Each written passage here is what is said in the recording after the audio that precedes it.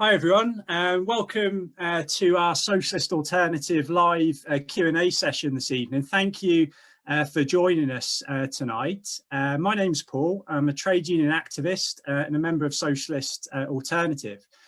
We've got some fantastic speakers tonight who are going to take questions that we've been sent through our social media. But before I introduce the speakers, to help us publicise this as widely as possible, and to enable as many people as we can to see this video, please share it in your news feed, set up watch parties, like our page, and hopefully we'll get as many people watching this as possible. I just want to say we've had a number of technical difficulties tonight, but we're managing hopefully to battle through those problems. So just want to introduce our panel this evening, all of whom are trade union speakers and are going to be speaking in a personal capacity. I'd like to say as well that unfortunately one of our advertised speakers, Jac Berry, who's a Unison activist, was unable to join us this evening.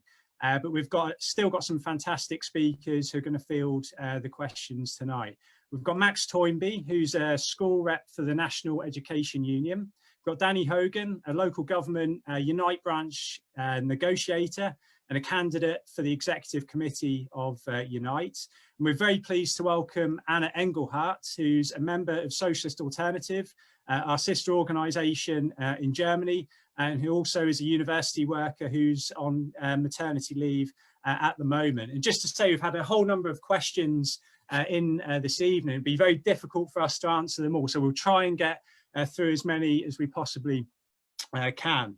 So just first of all, I want to start with asking all the speakers really just to take a few minutes to give your initial thoughts on whether you think the Tories have kept us safe from coronavirus, from your perspective, how you think they may have failed. So I want to go to Max first of all, please.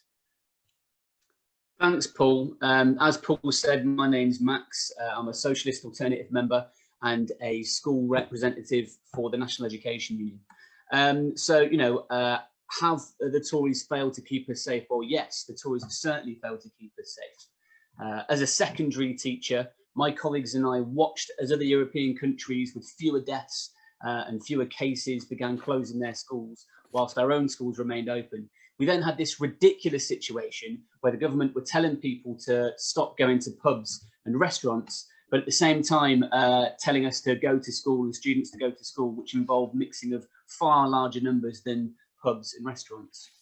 However, the concern of teachers was translated into action.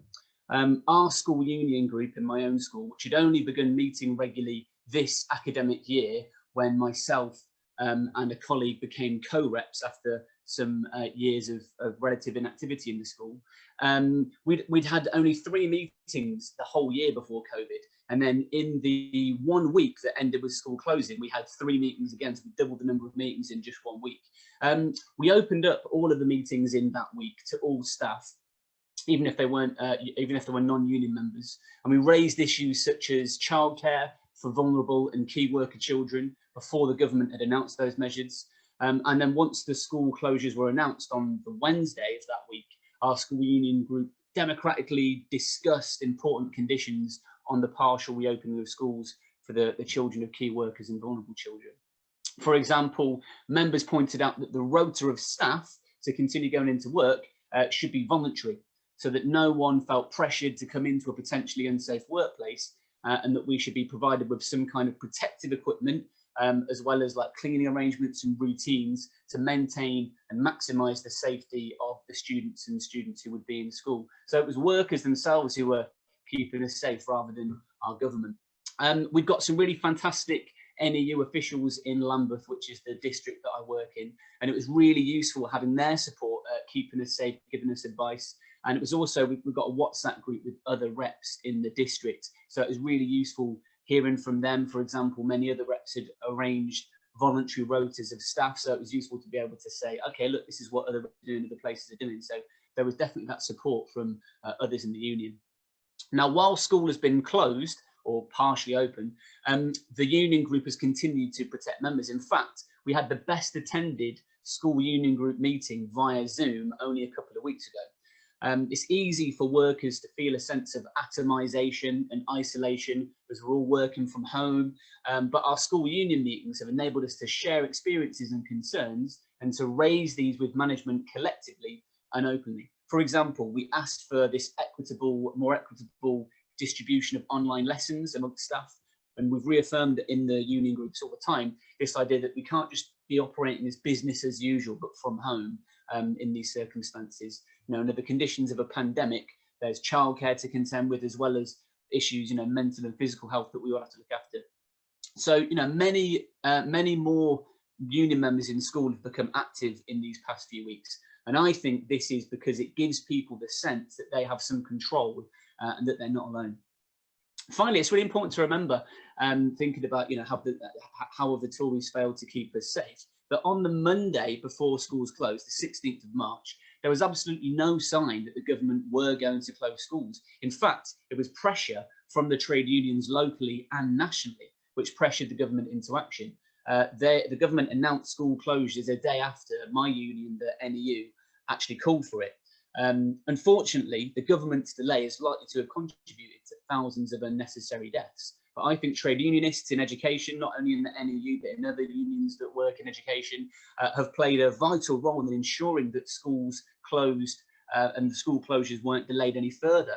And that while they've been partially open, they've been as safe as possible. And I think those actions by workers have definitely saved many lives and also prevented serious illness to many others. So it's workers that are really protecting us, not our government. Thanks, Paul. Thanks very much for that, Max. And I think it's a really good start to the discussion this evening. And I know we're going to be talking a bit more later about June the 1st and what's going to be happening with the school openings next week. Next, I want to move to Danny. And I was reading or listening to Danny's election video for the Unite elections that he's standing in. It was really fascinating to hear how your Unite branch in Greenwich has grown from around 700 members, recruited over 1,000 more members in the last few years. Be really interested to hear your perspective on what's going on at the moment. So over to you, Danny. Yeah, thank you, Paul. Yeah, the branch has actually grown from around about 700, and we've recruited about 1,500 was the latest count in the last 6-7 years, to having a branch of nearly 2,200 now, covering many areas of local government. People are working in schools, crematoriums, parks, libraries, you name it, we represent them. And I suppose the question of this is, has the government done its best for workers? I think the answer is no, but I'm guessing you want me to expand on that, Paul. We all know this crisis it bears, I mean, my background, I've worked in social care for well over 30 years. I worked with adults with learning disabilities. So I worked in the residential care sector for many, many years. And you can almost, the statistics will come out after, but the number of deaths, the Office of National Statistics, which published a report on May the 11th, which clearly, it was something we all knew anecdotally, but the deaths of COVID-19 amongst workers, something like 2,500 people had died of COVID-19 in the working population. And of course, the areas where it had the highest fatalities per 100,000 of people was low-paid, skilled manual jobs. 2/3 of men. I mean, there is obviously widespread belief now that men and BEM people are more susceptible to this virus, and there could be many, many reasons. But clearly, whether if you were a bus driver, a security guard, working in social care, those are the reasons. Sorry, those are the statistics that you were far, far more likely to die than if you were a government advisor. But also, my view is why this has happened. I think, sadly, I'm sure I'll be proven correct in the future. is in Greenwich, we have conditions where people who are support workers and care workers in the in-house provision that I've worked in are on almost £15 an hour. They have sick pay that lasts, they have full sick pay for 6 months and half sick pay for another 6 months. So very, you know, what everyone should be having.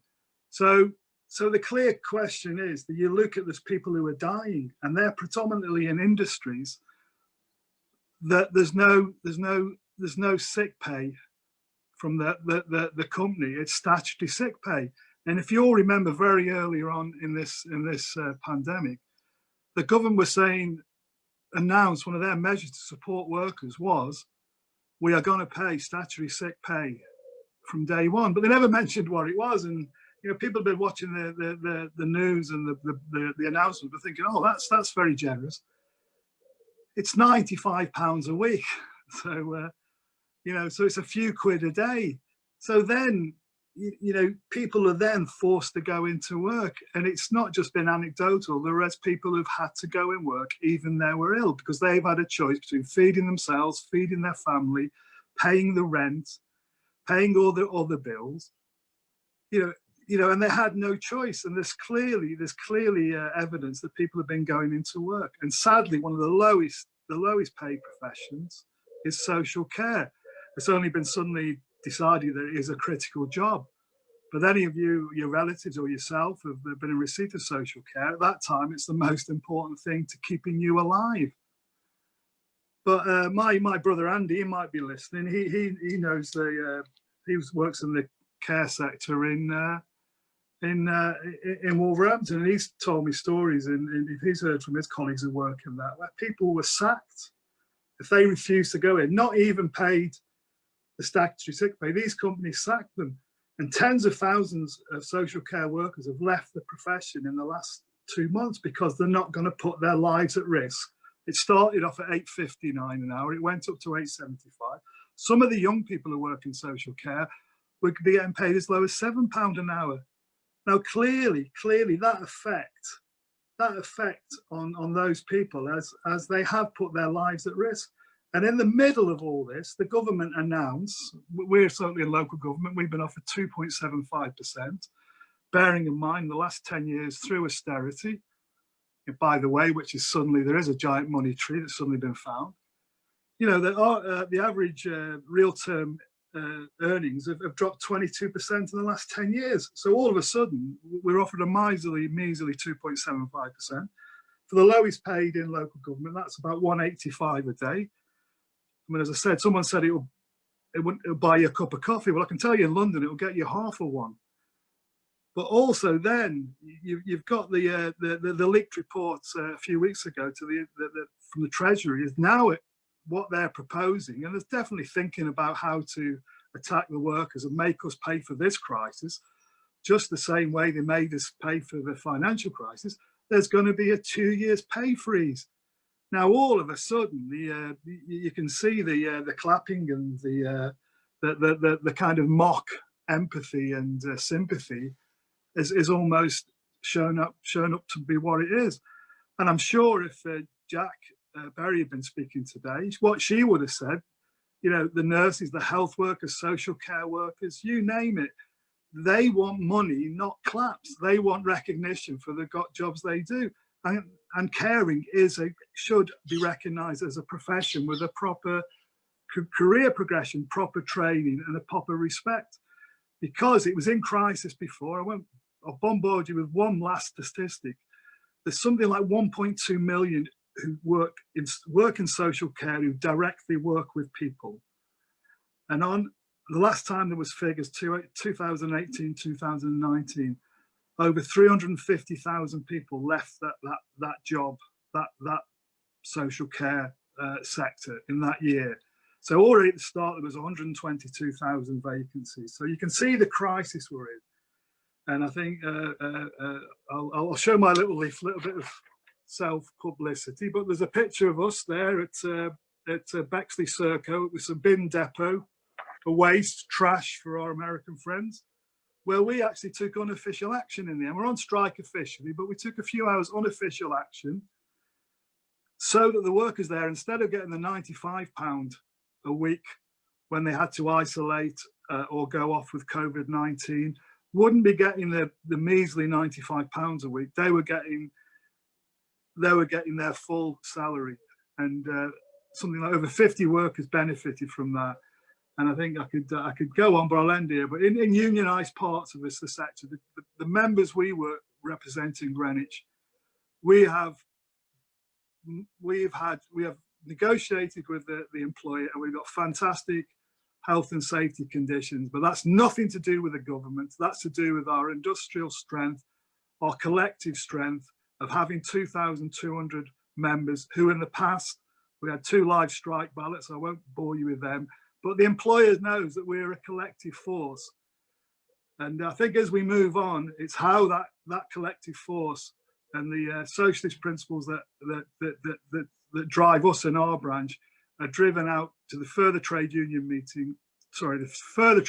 movement, and the millions of people who are outside the official trade union movement join in, because there will be a fight back after this. There's a fight going on now. There's a fight been going on for the last 10 years. But if we don't call out to our trade union leaders to join the fight, but listen, comrades, and everyone listen, we can bypass them. And if the trade union leaders are not careful, and I think it's already happening, if they get sold out, people will take action amongst themselves and organise, which many workplaces have done on an unofficial basis now. All right, thank you very much, Paul.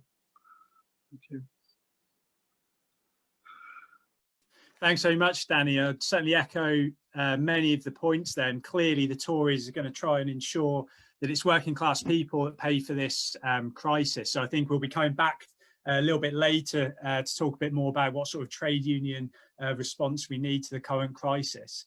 Next, I'm going to bring in Anna from Germany, and I think it's really important to discuss what is going on in other countries, because at the moment there's been a lot of discussion in the media comparing what is happening in the UK compared to other countries around Europe and the world. I think it's going to be fantastic to get the perspective of a socialist from Germany to find out what's actually going on the ground there.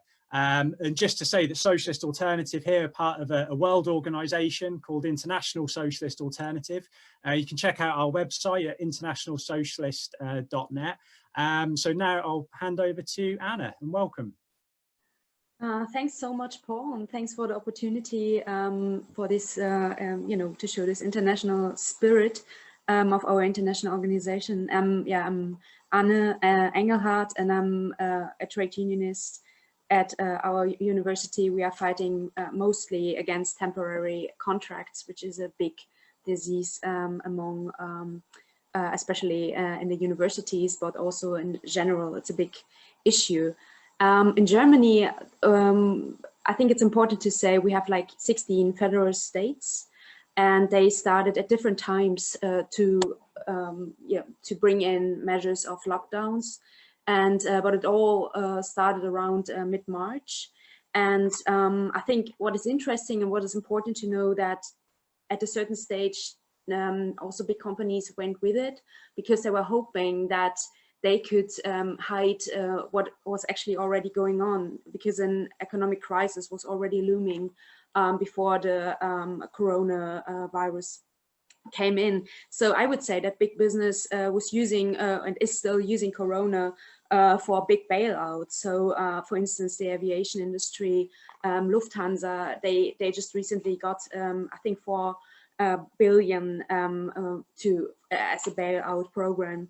The car industry was bailed out, and it's definitely clear that they just before already had big problems to sell their cars around the world.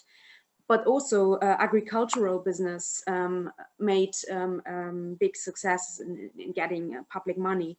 So what was interesting that although the borders were closed, they brought in about 80,000 East European workers for low-paid work on the German strawberry and asparagus fields. And this is quite interesting, as Danny already pointed out, that especially the most vulnerable and socially, migrant workers, and so they were often it was obvious that they caught Corona, because they were brought into very problematic houses where they would live very close together.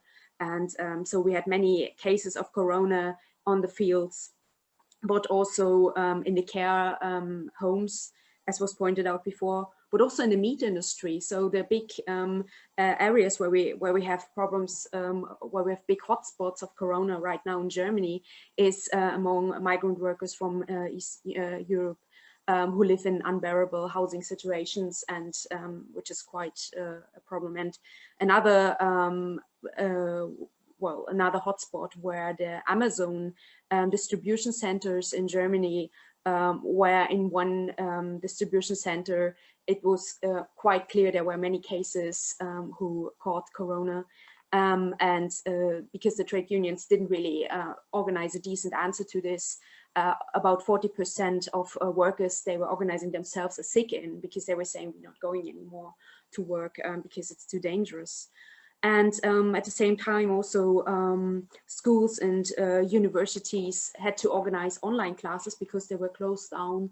But it was quite obvious that this also showed, you know, how much there is a social division between school students who live in families of 4 or 5 kids who don't have facilities to have online schools and who can't deliver any homework, while other kids don't have any problems with homeschooling. And this was a big thing. And what we also saw that, you know, all the hospitals in Germany, they were really prepared for the big crisis, even though it was said probably quite often in the media that Germany might have been better prepared than the UK. But you know, it can always be worse, you can say, but this doesn't mean that it has been good to start with. So many hospitals had to produce their own disinfection liquid. Stocks of disinfection have been stolen, and the same happened as happened in the UK. There was a big clapping for healthcare workers and so-called system relevant workers. But as Danny said, we also have vacancies of more than 100,000 healthcare workers in the German healthcare system. And what happened as well after the clapping, there was a really violent attack on so-called system relevant workers, which was a certain emergency rule was brought in, which said that workers in the emergency or in the system relevant sectors, which is especially healthcare workers, have the right now to work 12 hours a day or 60 hours a week. And, you know, and also the breaks in between normally were 11 hours between the shifts and were reduced to 9 hours. So this is a big attack. You know, first they were clapping, but behind the door, they were already preparing the big attacks. And at the same time, they are now discussing that they won't have an increase of the minimum wage next year in Germany, which is also obvious that most of the people who do the system relevant work, often women in low paid sectors, in the, you know, who are healthcare workers or who are working in the retail industry and other care areas, and they are attacked now, although they keep the system running. And what you see at the same time is that, you know, they brought in a new scrappage allowance to help the car industry, so that cars can be sold to a lower price. And suddenly, which is also what is also interesting, that in Germany there suddenly seem to be other things possible that are quite interesting for us as socialists. For instance, the big company bags, you probably all know the beer bags. They started to change their production towards disinfection solutions, and small and other machine construction companies decided to produce fleece for masks, which is also really interesting. So they couldn't produce any other thing, but this is what happened. And also what happened, and that's interesting for the school system, is that suddenly small classes in school were possible. There are only 15 students allowed now in class, which was always one of our demands, that we need smaller classes for better schooling. Then you have soap now on all toilets in school, which wasn't the case quite often before. So in some ways, you could see the crisis also as a chance and say, okay, you know, production is possible to change, and this is all, and you know, and also the school system could be changed. But then at the same time, trade unions weren't really fighting now to keep these things. They were postponing bargaining rounds and basically kept quiet. And also, unfortunately, Die Linke, the left party in Germany, they are quite often siding with the establishment and are not really criticizing the measures, and also the lack of democratic possibilities to decide when to go back to school, what kind of industries should be reopened, at what standards. And at the same time, you have right-wing populists who are linking up with the AfD, the right-wing party in Germany, that is organizing anti-lockdown demonstrations, who are, you know, turning Corona into a conspiracy thing. And but what I see, just to give an outlook for the future, is that what I think is that healthcare workers are really fed up with what's happening. You know, they get clapping on the one hand, but on the other hand, they get the attacks. And what you had now recently was also wildcat strikes on an asparagus field, and I think that there are other protests in this sector also possible. Also in the Amazon plants, they were striking. I think Die Linke and the trade unions have to help to build up this movement to see, to turn really into an offensive battle, to gain from the crisis and not to be again, attacked by the ruling class. Thank you. Thank you, Paul.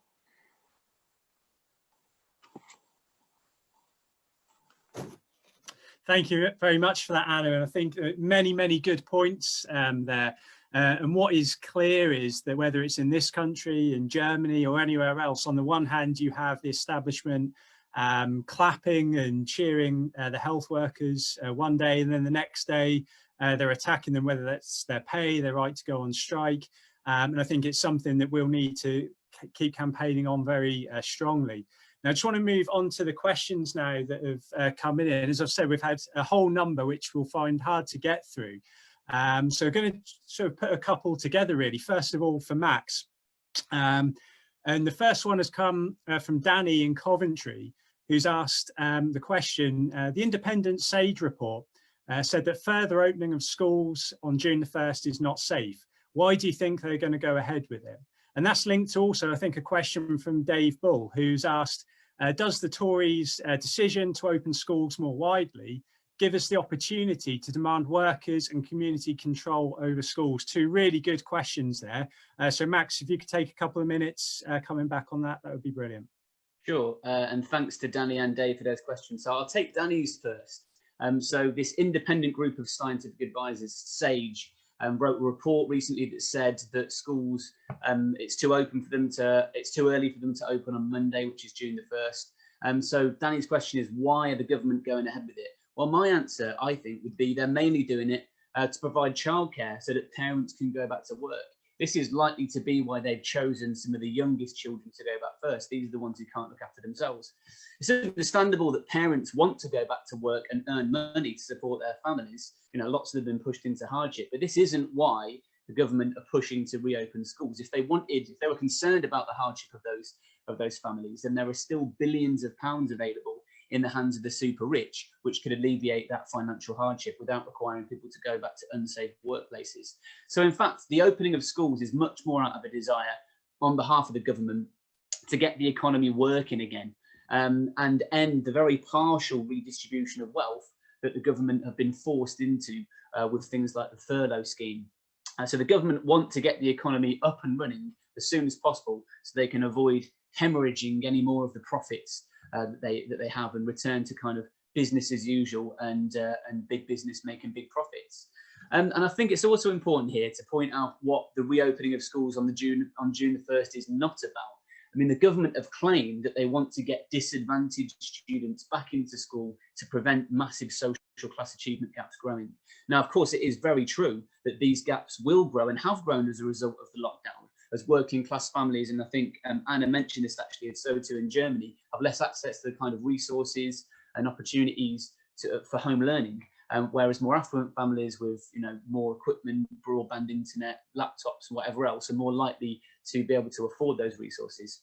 However, if the government were really serious about addressing social class gaps in achievement, then why did they cut so much education funding in the past? For example, this is the Tory government that cut the education maintenance allowance for sixth formers. It's also the government who, since 2011, have cut over 7 billion from funding for schools and colleges, which is, a figure from the House of Commons Library. So, it's very disingenuous that they're talking about going back as soon as possible to alleviate these gaps, because they've actually done more than anyone to make those gaps exist in the first place. As a school teacher in a relative community that I serve, we don't want to see the life chances of our students damaged anymore by lockdown. The trouble is, it seems that the same groups who are likely to be disadvantaged educationally are also some of the same groups that are much more likely to be hospitalised and die from COVID-19. So I think the immediate threat of public health is the #1 concern right now, which is why schools should remain closed until the National Education Union's 5 tests have been met. If the widening of educational inequalities as a result of lockdown shows us one thing, it's that we shouldn't go back to normal when schools do eventually reopen. We don't want to continue normalising the underperformance of working class students. We don't want to continue this marketised system of league tables and Ofsted reports, which has just increased inequality between schools. Fundamentally, we need to tackle all of those inequalities outside of school, income, housing, because those are some of the main things which, of course, lead to underperformance in school and inequalities in performance. Many in this Tory government, let's remember, including Boris Johnson, were themselves educated at elite private schools. And most of those private schools, including Eton, are not opening on June the 1st. So the government clearly isn't concerned about public safety. That's why they've ignored the SAGE report to answer Danny's question. Their track record shows they don't care about educational inequalities. So they're going ahead with opening schools to get the economy back to normal. And what normal means is exploitation of the majority to fuel profits for a tiny minority. Now, Dave's question, just briefly, which is linked to that, is does the decision to open schools more widely give us an opportunity to demand workers and community control over schools, which is a great question. And yes, I think it certainly does provide us with an opportunity to demand workers and community control over schools. Again, it's those inside schools, teachers, teaching assistants, support staff, students, their parents and others who know what's best for schools. The real question, I suppose, is how can we make that happen? How can we exert control and actually get it happening? The fragmentation of schooling through academies, through free schools, have actually made schools less accountable to their communities than in the past, where there was a greater element of control through local authorities, some element of democracy there. But we need to build a movement that demands workers and community control. And a good place to start would be joining a trade union, getting active in the trade unions. I've shown a little bit of a flavour of how they've actually, in this crisis, come to take over some control. And also, join those campaigns, which I know Socialist Alternative have been involved in local communities where they're fighting against academisation. So I think those would be 2 good places to start. Thanks, Paul. Thanks very much, Max, and thank you to Danny and Dave for the question. I think the question about workers' control is really so important for socialists, because I think this capitalist crisis that we're going into raises the whole question of who runs the economy and in whose interests. And I think as socialists, we have a lot to say about that. Next question comes from Sophia in the East Midlands, who's asked, what do we think Labour, if in government, would have done differently? And I think how this question may be answered would have been very different a few months ago. And added to the question, which I'm going to put to Danny, is that what do you think of Starmer's role at the moment in terms of any sort of opposition to Tory plans? So I'll pass over to Danny for a couple of minutes. Yeah, thanks for the question. I found Anna's contribution from Germany riveting, really, and it was almost if we could have reversed. I could have pretended it was from Germany, and Anna could have pretended she was from London. The crisis is just the same. And one quickly thing that is important to bring up, and would relate to a Labour government as well, the attacks on foreign workers.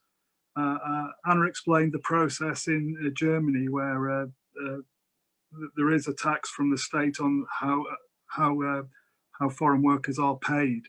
Same thing in England. The Tories backed down on charging, was it £750 a year for the pleasure. The figures in social care of people from outside non-UK citizens working in social care is 250,000. So that's of a workforce of 1.6 million. That's, you know, that would be a crisis if the Tories had their way and tried to send and stop people coming to the UK. On the question of what would Labour done differently, well, clearly in the Labour, Corbyn's McDonald's manifesto, the Labour Party's manifesto spoke about investing in local authorities, putting billions and billions and billions into local authorities, because you've got to remember, over the last 10 years, funding in local authorities in England and Wales has dropped by 50%. In Scotland, similar figures, and not quite so much in Northern Ireland. So that has created a crisis. So there would have been a fair settlement for local authorities, who are now off. And the financial year in local authorities started in April, and we're just in June. Many of them are close to bankruptcy already. The Local Government Association, which is the group that represents councillors and council leaders across the UK, is talking about a 6 million deficit already. Clearly, the other part of the crisis would have been Labour's manifesto promise of broadband from everyone was ridiculed, but as Paul found out today, that's not such a bad idea. We could all speculate. One of the biggest differences would have been how the Tory press would have reacted, and how the capitalists would have reacted to the massive injection, because the injection in the economy that's been done because they're forced to rescue, let's be honest, to rescue companies, rescue big business, very similar to the scrappy scheme in Germany for car owners. Similar schemes have been started in this country on a huge scale, unprecedented scale. There's now, is it over 7 million workers or 8 million workers, depending on the state. Now here, Keir Starmer, now that is a different one, to a difficult question to answer, because in my view, while we've got an international film, my favourite international film is The Invisible Man. And he has certainly been that, hasn't he? Really, he hasn't failed to disappoint, has he? Really, it's like, you know, it is the Where's Wally thing. You know, he's, apart from a couple of question times, and when he was highly praised for outperforming Boris Johnson, which is a very low benchmark. And I think Starmer, along with the leaders and the trade unions, and in theory should be leading the Labour movement. All they've basically been is mouthpieces, a conduit for the government's advice. They haven't challenged. The only politicians, and they are not perfect, is perhaps Sturgeon in Scotland's put up a bit of a counter narrative. But no, I think the Labour Party, I mean, for those who kind of sums up who they've appointed, and there's a woman called Liz Kendall, who they call, she's known as Liz 4%, because when she stood against Corbyn in his first election, she got 4% of the vote. She is from the Blair School of Politics. Now, I don't know what it's like in Germany and other places, but quizzes, Zoom quizzes have become popular, and I reckon that would be your tiebreaker, wouldn't it? If anyone can name who the shadow secretary is for the Labour Party for social care, we'll give you 20 points. No one would have an idea, would they? I mean, I only found out myself last week, so I can't claim to be a smarty pants myself. So they're I mean, if ever they were kicking at an open goal, sorry to use the football analogy for non-football fans, or for my American friends, soccer, is they're kicking at an open goal. And those of us who, my more American colleagues, if they're watching, might remember Piers Morgan, who was a complete bleep, bleep, bleep. But he has become the opposition, really. You know, and that's, you know, and he's been getting the plaudits for attacking and pointing out the inadequacies of this government. So clearly, it shows that the Labour Party, as such, the Corbyn project's over. They've treated, and the old words coming back, triangulation. Every comment they make is not to cause offence.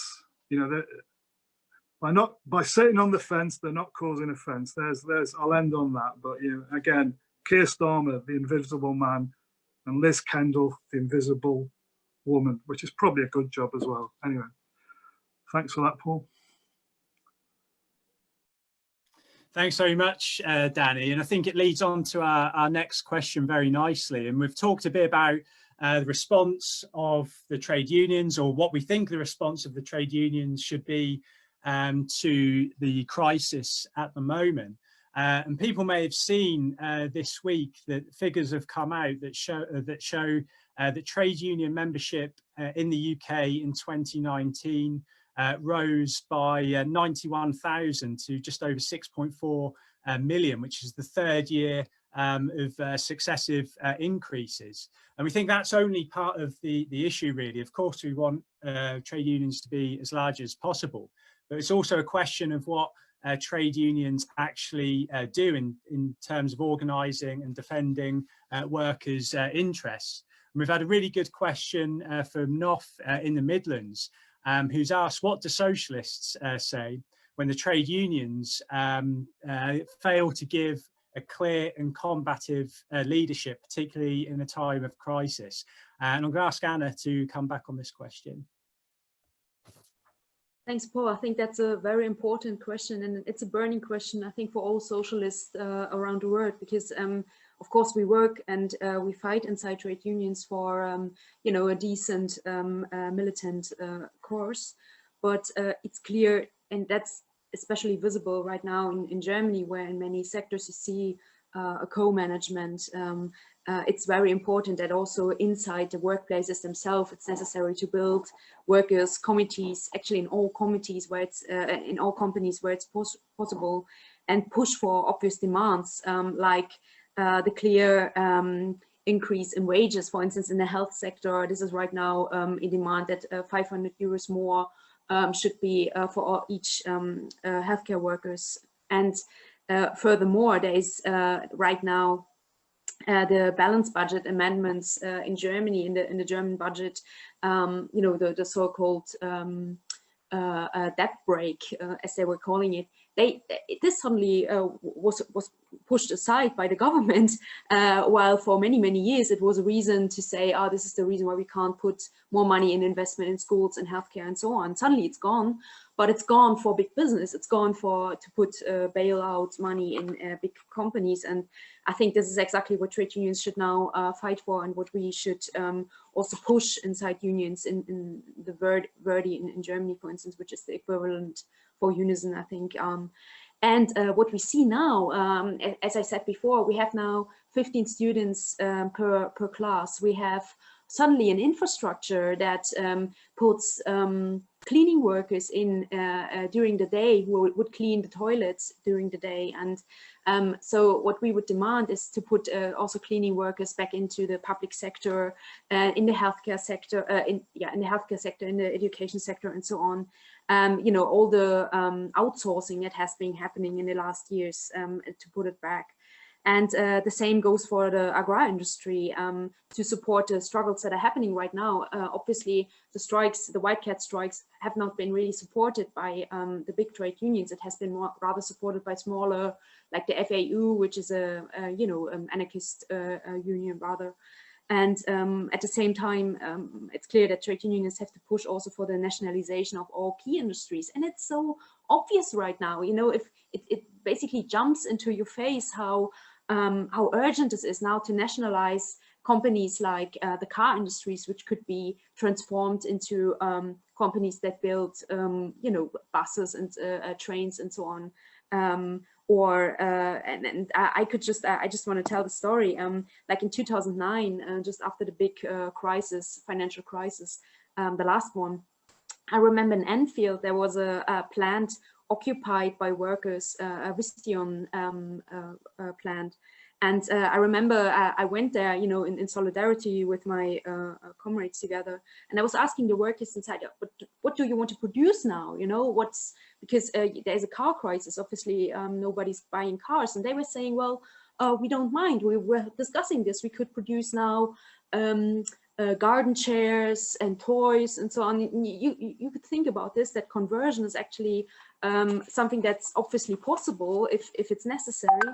But at this time they were saying, oh no, you know, the management was saying, oh, that's impossible. And right now we see how this is possible. And another thing that I find really important, because I see this in the German trade union movement, that there's a big nationalism, like to protect the own national industry and workplaces. And of course, this is also a big thing that also trade unions have to fight for international solidarity, and that starts at the fields, at the asparagus fields, to fight for decent wages for the migrant workers there, and also to fight for health protection and so on. And I think, well, that these are the things that are necessary. And I think, you know, many people understand now what is actually possible. You know, the corona doesn't just show what is all wrong and what goes all wrong, but also what's suddenly possible. And I think this is something that we should turn into an offensive and into an offensive militant struggle and say, you know, look, conversion is obviously possible. Bax is producing disinfection solution. Why is this not possible all the time? That we say, you know, we don't produce for the market and for profits, but really for the needs of people. And I think that's something that we should push for now, and yeah, and start at the workplaces, I think. Thank you. Thanks very much, Anna. And I think it's been so good to get the international perspective this evening, to hear from a socialist and trade unionist activist from Germany. And if you're interested in finding out more about the international aspect of the struggle for socialism, I just want to flag up International Socialist Alternative's weekly live show, World to Win, and invite you to join us on Sunday at 7 p.m. Where we'll be looking at a number of issues, including the power grab in Hong Kong by the regime in China and the attack on the democratic rights there. We'll also be looking at the racist murder of George Floyd in Minneapolis in the States, and also looking at the current tensions within the EU and what that means for European capitalism. I also just want to say as well that Socialist Alternative have no rich backers. Rely on donations, often small donations from our members and supporters.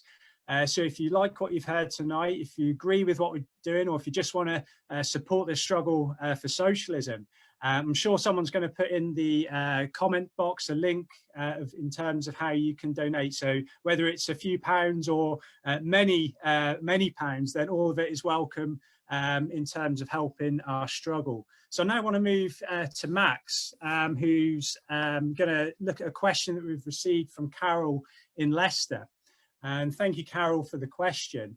And Carol has asked, in the light of the 42 changes to government guidelines to head teachers regarding safe wider opening requirements, would you agree that government should be required by law to manage such policy decisions only after consultation with professional bodies, including trade unions? I think what it also points to as well is some of the questions we've been talking tonight about workers' control, which also leads to the question of what type of society that we want to try and fight for. So I'd like Max to answer Carol's question, please. Thanks, Paul. And yeah, that's a really fascinating question from Carol about, you know, this huge number of changes to the guidelines. It's been very hard on WhatsApp groups keeping up with all these changes. And, you know, should there in fact be a law introduced to ensure that there's consultation with professional bodies such as trade unions? Well, definitely. I think, you know, I would support any kind of law that required the government to consult with trade unions. Placing stronger legal duty on the government to consult with unions would help the voice of workers to be acted upon. I mean, we're the ones who actually do the work. For example, teachers are the ones who know the ins and outs of their school building. They know pupils' behaviour and pupils' needs. We're the ones who are best able to implement plans for any wider reopening. By the way, most primary school teachers that I know believe that social distancing is going to be basically impossible in primary schools. So, you know, it doesn't seem like there's been a huge amount of trade union consultation on that front. Unfortunately, recent laws have tended to restrict trade unions rather than actually give them more power. So whilst I'd support any such measures, I strongly doubt they would be introduced by the Tories. But regardless of whether trade union consultation is enshrined in law, the point is that trade unions don't necessarily need such laws when they have lots of members and are well organised. I think Danny mentioned before sort of an official action in the power of that. For example, NEU members in many primary schools at the moment that are planning to reopen on Monday are planning to use rights under Section 44 of the Employment Rights Act in order to stay away from their unsafe workplaces. So that action obviously invokes a law, the Education Rights Act, not 1996. But the point is, it's the strength of members in the trade union which allows them to use those laws and invoke them without the threat of punishment from management. So it's about that collective action, the power of the union in the first place. So also, whilst I'd welcome pro-trade union laws and repealing the anti-trade union laws, this would require some sort of movement to enable it. These laws are not going to be enacted or repealed out of nowhere, and certainly not by this Tory government. The movement around Corbyn perhaps showed the possibilities for something like that, but obviously we've already heard from Danny about the kind of what's happened with Starmer taking over. Laws don't get made in the interests of the working class unless working class people can wield their collective power and possibly elect people who are going to work in their needs. But even electing representatives, which would be a good start, has been done before, but even that won't necessarily bring about the fundamental change in society that we need on its own. And to return to Dave's question about workers' control, it's not sort of one or the other situation, really. You know, we should definitely push for more workers' control now, and that actually in many workplaces has happened, with more members joining unions like my own, more members getting active in their workplaces and putting pressure on management, and in some cases making decisions collectively in their workplace themselves. So we should get involved in that. We are, and we should support that more fully. And we should also make sure that we maintain this and expand it after the crisis. So I suppose, you know, to summarise, yes, I'd welcome those laws, but we're going to need, you know, we're going to need to think about how we can get elected representatives in place who will enact those on our behalf, not on our behalf, but, you know, supported by us. And that's certainly not going to happen under a Tory government. And even while that does happen, we're going to need to push for an alternative sort of society, one that's not based on the profits of a minority, and one that involves genuine workers' control, not just the sort of representative democracy that we have at the moment, but one where workers are actually controlling their own communities, the actual decisions that matter day to day. So, yeah, over to you, Paul. Thanks very much, Max, and thank you, Carol, for the question. Before I go to Danny for the last question, I believe there's been a question in the chat about the football season restarting, which is a very controversial topic. But just to flag up that there's going to be an article in the next issue of Socialist Alternative covering that question. And if you haven't got issue 7 of Socialist Alternative, I'd highly recommend it. And again, people will put in the links how you can get that. But the last question I want to ask is from a Unite member who's watching, who's wanted a little bit more information about why, Danny, you're standing for the Unite executive. So could you perhaps give us 1 or 2 minutes on why you're standing and what sort of policies you're putting forward? Yeah, thanks, Paul. Yeah, I'm standing for the Unite Executive Council, which is Unite's got over 1.2 million members in the UK and Ireland. I'm standing in the local government sector. I believe there's about 80,000 in that sector. So that's. But the main thing is obviously I've got my leaflet. I don't suppose you can all see it, but you know, obviously I'm proud as a socialist, and also a proud member of Socialist Alternative. But the one main thing I think I'm fighting for is before the COVID-19 was quite clear it was an end to austerity, which still ended after 10 years. And we were also calling on local government to be properly funding, and for councils, Labour councils, Tory councils, all councils to actually, but mainly Labour councils because they've got more chance, because some have notably done it in the past, is to set budgets that meet the needs of the residents of their prospective boroughs, and to set no cuts budgets. mean, ironically, in a few months, you've seen the cash injection into local government, but that needs to continue. And obviously, one of the main slogans I've been fighting on is that the workers and local government and public sector workers shouldn't pay for this COVID-19 crisis in the way that they paid the price for the last financial crisis. And also, I'll say also, Unite has a major role in the Labour Party, and I think we need to fight to get our socialist ideas back into the Labour Party, or even more important, to get to call out the leaders of the trade union movements and actually put up a fight against this government, and for trade union workers to be allowed to fight back. And we're having hundreds and hundreds of small isolated campaigns, but we haven't had no national coordinated action. And certainly that's what I'll be proposing. So anyway, I suppose I'll end on that. Yeah, I'll be fighting on a socialist ticket, and also as a proud member of Socialist Alternative. And thanks for the political, what do they call political ad break. Thank you very much. I appreciate that. I nearly kept a straight face on that last bit, but yeah, solidarity, comrades. It's been a great pleasure, and solidarity to Anna, who I found your contribution fantastic, I must say. I hear Max every week, but he was good as well. Thank you. Thank you very much for that, Danny. And I just want to echo the points you made about why you're standing in the Unite elections. And if you're a Unite member, particularly in local government, then please get in touch with us and help us promote Danny's campaign. And if you're not a Unite member, you may well know someone in the union, then please also get in touch and help us build a fighting socialist trade union movement. I'd like to thank all the speakers tonight, Danny, Max, and particularly Anna, who's joined us from Germany. I think it's been really good discussion on a whole range of issues, on education, on the question of workers' control, on the question of the COVID crisis, and what sort of fight back that we need against capitalism at the present time. And I think if you look at the unemployment figures and what is going to happen in the coming weeks, months and years, we've seen potential job losses at Rolls-Royce, EasyJet talking about cutting 30% of its workforce. We've got the question of British Airways, the crisis in retail, huge cuts coming in local government and many other sectors as well. I think the importance of a fighting and democratic trade union movement linked with a socialist program which can actually start to build a movement which can challenge capitalism and point a way forward to a new type of society.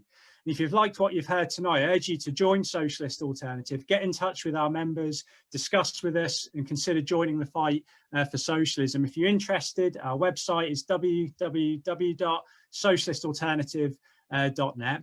And if you want to listen more to the socialist approach to what is going on at the moment, we've just started a new podcast series called Revolutionary Ideas. And the first episode is on why you should be a Marxist. And it's absolutely brilliant. It's available on a wide variety of platforms. I'd urge you to listen to that and become a Marxist, which really is the best way to analyse society and chart a way forward for all oppressed people and the working class everywhere. So thank you for coming tonight and solidarity to everyone watching. Thank you.